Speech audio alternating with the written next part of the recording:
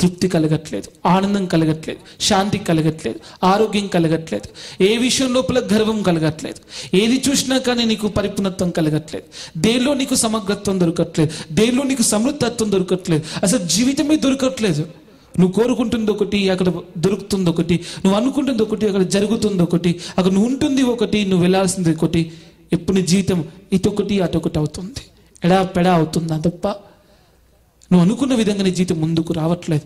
నువ్వు అనుకున్న జీవితం నీ ముందుకు రావాలంటే నీలో బలంగా మూడు నాటుకో, ధైర్యాన్ని నాటుకో, చెక్కుచ్చేదని స్థిరమైన ధైర్యం నాటుకో, చెక్కుచ్చేటటువంటి సంకల్పం నాటుకో. ఎట్టి పరిస్థితుల్లో నీ సంకల్పం మారద్దు, ఎట్టి పరిస్థితుల్లో నీ ధైర్యం మారద్దు, ఎట్టి పరిస్థితుల్లో నీ లక్ష్యం మారద్దు.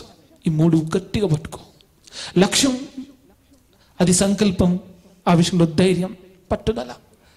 ప్రాణం పోతే పోనీ, లక్ష్యం మార్చక్, సంకల్పం మార్చక్, నీ ధైర్యాన్ని మార్చక్. నీ ధైర్యాన్ని దెబ్బతీసే వాళ్ళు రోజుకు 100 మంది వస్తారు నీ ఇంటికి. 100 రకాల ఆలోచనలు వస్తాయి నీకు, నీ ధైర్యాన్ని మార్చుకోవడం కొరకు. అప్పటిదాకా గట్టిగానే ఉంటావు, ఎవడో ఒకడు వచ్చి మెల్లగా రాయేసిపోతాడు, ఉన్న ధైర్యం పిరికితనంగా మారిపోతుంది. నీ ధైర్యాన్ని దెబ్బతీయడం కొరకు మీ అమ్మ నాన్న కూడా ఇంట్లో తక్కువ ఇంకా తండ్రి వాళ్ళు చెప్తారు, నీకు తలకాయ పనిచేస్తుందా లేదురా,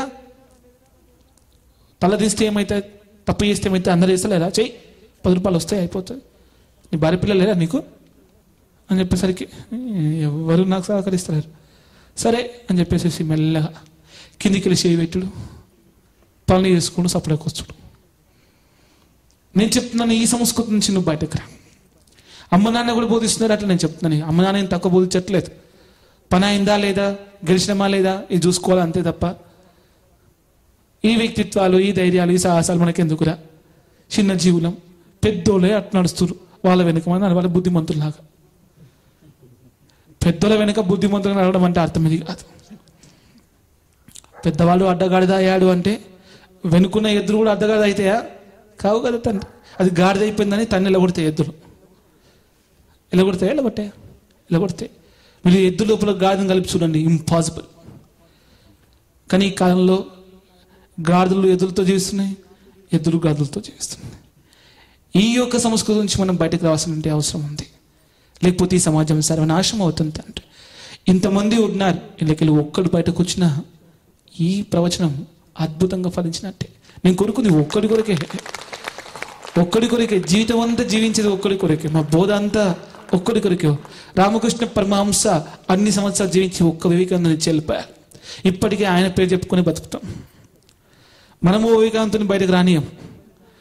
అర్థమైపోయింది వివేకానంతుడు ఎట్లా వస్తారో, కాబట్టి ముందే రాని ఇట్లా తొక్కేస్తారు అని అక్కడనే. వానికి ఏదో ఒకటి అడ్డగట్టేసేసి, ఏదో ఒక చెడు అడ్డగట్టి వాడిని వెనక దొక్కే ప్రయత్నం చేస్తూనే ఉన్నారు. ఒక మంచి పని చేయాలంటే ఈరోజు ఎన్నో త్యాగాలు చేయాలి, తెలుసా మీకు? ఎన్నో త్యాగాలు చేస్తే కానీ ఒక మంచి పని చేయలేం. చెడు చేయాలంటే ఏం త్యాగాలు చేయాల్సిన అవసరం లేదు, ఏం అవసరం లేదు. చెడుకు రహదారులు వరిచారు, మంచికేమో పిల్ల బాటలు పెట్టారు.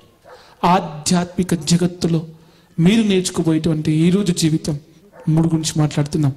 బలహీనతలను మీ మనసులో, మీ శరీరంలో, మీ చిత్తంలో, బుద్ధిలో, జ్ఞాపకంలో, మీ ఆత్మలో, మీ జీవితంలో, ఏ మూలంలో, ఏ కోణంలో, ఏ యొక్క దారిలో ఏ విధముగా ఉన్నా పర్వాలేదు, వాటిని ఎప్పటికప్పుడు ఎక్కడికక్కడనే నాశనం చేయండి. వాటిని మొలకెత్తనీయకండి, వాటిని శ్వాస తీసుకునేయకండి, వాటికి ఊపిరి అందనీయకండి, వాటికి ఆయుష్ పోయకండి, వాటికి అన్నం పెట్టకండి, వాటికి నీళ్లు పోయకండి, వాటికి నిల్వ చోటు ఇయ్యకండి. వాటికి కత్తి పట్టుకొని దాని శిరస్సును తెంచడం కొరకు ఏమాత్రం ఆలోచించకండి. లోపల బలహీనత వస్తే దాన్ని చంపివేసేసాక నిద్రపోకండి. గట్టి పట్టుదల నేర్చుకోండి. దాన్ని విద్య అని అన్నారు. విద్య అంటే అర్థమైంది, నీ లోపల ఏ ఒక్క బలహీనతను కూడా ఉంచుకోకుండా సర్వ విధాలుగా సర్వత్రా సర్వకాలాలు నిన్ను బలంతో నింపుకునేటువంటి ఒక చర్యను, ఒక క్రియను, ఒక కర్మను విద్య అని అన్నారు. మనం విద్యావంతులం కావాలి, జీవిత విద్యావంతులం కావాలి, యూనివర్సిటీ విద్యావంతులు కాదు. ఈరోజు యూనివర్సిటీ లోపల పిరికోలు కొడుతున్నారు తెలుసా. పిహెచ్డి చేస్తాడు, ఏమయ్యా ఇది తప్పు కదా అంటే ఇక నడుస్తుంది అంటే అందరూ చేస్తున్నాం, మనం చేస్తారు. నా చేతిలో ఏముంది సార్, పైన ఎట్లా నడిస్తే కింద అట్లా నడవాలి అంతే. ఇప్పుడు పైన చెప్పంగా మేము కాదు అంటే నన్ను ఏదో కేసు ఇరికిస్తాను, నా ఉద్యోగం పోతుంది సార్. కాబట్టి నేను ఏం చేయలేను, నాకు తెలిసి అది తప్పని, కానీ నేను ఏం చేయలేను. ఏమంటే ఇంత డిస్కౌంట్ ఇప్పిమంటే ఇప్పిస్తా అంతే. నువ్వు ఎంతో కొంత ఇవ్వాల్సిందే, పని చేసుకోవాల్సిందే, ముందుకు పోవాల్సిందే. ఇది పై దాకా ఏరుతుంది సార్, శిఖరం దాకా ఏరుతుంది సార్ మీరు ఇచ్చే డబ్బులు అని కూడా చెప్తారు. ఏం సిగ్గుపడకుండా చెప్పేస్తారు ఈ కాలంలో. ఒకప్పుడు చెడు చేయడానికి సిగ్గుపడేవాళ్ళం, ఈరోజు మంచి చేయడానికి సిగ్గుపడాల్సిన పరిస్థితి ఏర్పరచాలి సమాజం లోపల. మంచిగా బతకడం కొరకు సిగ్గుపడాల్సిన పరిస్థితి ఏర్పరచాలి. ఈరోజు ఇలా మంచి చెప్తే నీకు సిగ్గు లేదమ్మని తిడుతున్నా, చెడు చెప్తే అట్లా ఎక్కడ ఎప్పుడు ఏమిటి అందరూ తెలుసా, నేనే స్పెషలా, నేనే స్పెషలా, నువ్వే స్పెషల్, ఎవరికి చెప్పకు, మీ ఆయనకు కూడా చెప్పకు, వచ్చేసి టైం ఇది అని చెప్పిపోతే ఆమె ఎవరికి చెప్పకుండా టైం పట్టుకుని ఈరోజు ఎక్కడికి వెళ్తుందో తెలిసినా మీకు, క్లబ్లకు వెళ్తుంది. ఆశ్చర్యం వేస్తారు మీకు, క్లబ్లకు వెళ్తున్నారు, డిస్కో డాన్స్లకు వెళ్తున్నారు. ఈ సంస్కృతి నుంచి మీరు బయటకు రావాలి. చెడు చెప్తే తప్పులేదు, ఏమనట్లేదు వాళ్ళు, మంచి చెప్తేనే. నీకేం పని లేదా, మీ ఆయనలో గాలి కొలిసిందా నిన్ను, మీకు పిల్లలు లేరా, బరువు బాధ్యతలు ఏం లేవా, ఏం ఉద్ధరిస్తారు సమాజాన్ని, ఉద్ధరించకనే వెళ్ళి నన్ను తిట్టి పంపిస్తాం మా పిల్లల్ని. రా అమ్మా నువ్వు కొద్దిగా 10 మందికి మంచి చేద్దాం, మనం మంచిగా ఉందామంటే అదో పనికి మళ్ళీ పంతి, దానిలో ఏమొస్తుంది, ఏమి రాదు.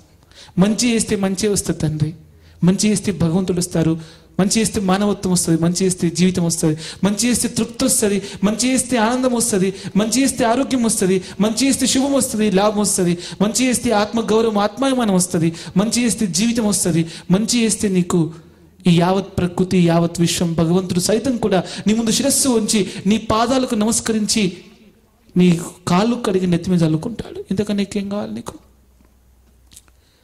చెడు చేస్తే తాత్కాలిక సుఖం వస్తుంది, కొద్దిగా లాభం వస్తుంది, తర్వాత రోగం వస్తుంది, రోగం వస్తుంది ఖచ్చితంగా. ఏదో ఒక రోజు మానసిక ఒత్తిడికి ఎందుకు కారణం తెలిసినా, ఎప్పుడు లేని ఒత్తిడిని భరిస్తున్నాడు ఈరోజు మానవుడు, ఎప్పుడు లేని ఆందోళన భరిస్తాను ఈరోజు మానవుడు, ఎప్పుడు లేని అశాంతికి ఉన్నాడు. ఎందుకో తెలిసిన, ఘర్షణ. వాడు ఆత్మతో వాడు పడే ఘర్షణ, వాడు అంతరాత్మతో వాడు పడే ఘర్షణ, వాడి మనసుతో వాడు పడే ఘర్షణ. అది తప్పని తెలిసినా అక్కడ చేయక తప్పని పరిస్థితుల్లో ఉన్నటువంటి ఒక ఘర్షణ. చెడు చేసుకుంటూ పోతాం కాబట్టి ఆ చెడు నియంత్రించి బుర్రలు వేడైపోయి క్యాన్సర్లు, హై బీపీలు, లో బీపీలు, షుగర్లు, joint pains, spondylitis problems, second కంటి చూపులు వెంటనే తగ్గిపోవడాలు, లేనిపోని రోగాలన్నీ లేస్తున్నాయి, కొత్త కొత్త రోగాలు వస్తున్నాయి, మానసిక రోగాలు. ఈ రోగాల నుంచి నువ్వు బయటపడే ప్రయత్నం చేయాలి. ఆ చెడు ఒత్తిడి ఉంది కాబట్టి ఈరోజు రోగాలు. పూర్వం ఇప్పుడు లేని అశాంతి, అనారోగ్యాలు ఈరోజు మనకున్నాయి. ఇంత సాంకేతికం, ఇంత నాగరికత, ఇంత ఆధునికత, ఇంత శాస్త్రీయత ఎందుకు పనికిరాని విధంగా ఉంది.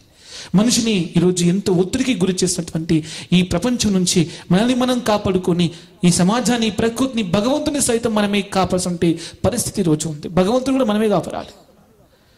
ఎందుకంటే గుడి ముందు నారాయణ, గుడి వెనుక గోవాయన. గోవాయన అంటే తెలుసా మీకు? తెలియదు. గోతుతో గుడితో కూడా వ్యాపారం చేయడానికి సిగ్గుపడట్లేదు ఈరోజు మానవులు. ఇట్లాంటి దుచ్చరి నుంచి మనల్ని మనం కాపాడుకోవాలి. మన భగవంతుని మనం కాపాడుకుందాం, మన జీవితాన్ని మనం కాపాడుకుందాం, మనల్ని మనం కాపాడుకుందాం. ఎవరి నుంచి తెలుసా మీకు? విషపూరితమైనటువంటి ఆలోచన నుంచి, విషపూరితమైనటువంటి ప్రయత్నాల నుంచి, విషపూరితమైన అలవాట్లు, వ్యసనాల నుంచి, విషపూరితమైనటువంటి యొక్క సంస్కృతి, సాంప్రదాయ నమ్మకాల నుంచి, విషపూరితమైనటువంటి ఈ వ్యాపార రాజకీయ ధోరణి నుంచి, విషపూరితమైన ఈ సమాజం పోకడాల నుంచి, ఈ విషపూరితమైనటువంటి యొక్క ఫ్యాషన్స్ అన్నిటి నుంచి మనం కాపాడుకునే ప్రయత్నం చేయాలి. మీ పిల్లలకు చెవులు పిండి చెప్పండి, అది తప్పు. మా ఫ్రెండ్స్ అంతా చేస్తారు, నీకు ఒక్కడికి తప్పట్లుతుంది. నీ ఫ్రెండ్స్ అంతా చెడిపోతే నువ్వు చెడిపోవద్దు. అందరు చెడిపోతుంటే ఒకడు కాపాడు ఉండాలి కదా, అది నువ్వుగా.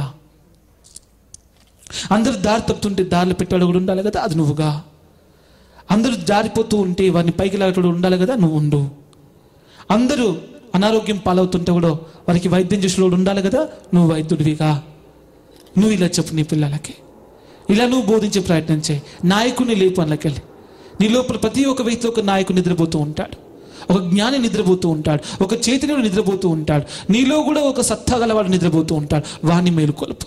పరిస్థితి వచ్చినప్పుడల్లా మేలుకొలుపు. వాడిని నిద్రపోచ్చకు. నీలో మంచి వాడిని నిద్రపోనీయకు, చెడ్డవాడిని నిద్రపోవచ్చు. బాగా దాగిచ్చి నిద్రపోని వాడు శాశ్వతంగా నిద్రపోని. అటే పోని నిద్రపోయి కోమాలకు పోయి అట్నుంచి అటే యమపురికి వెళ్ళిపోనివాడు. కానీ నువ్వు మంచివాడిని నిద్రపుచ్చకు, మంచివాడిని, నీలో మంచితనాన్ని చావనీయకు.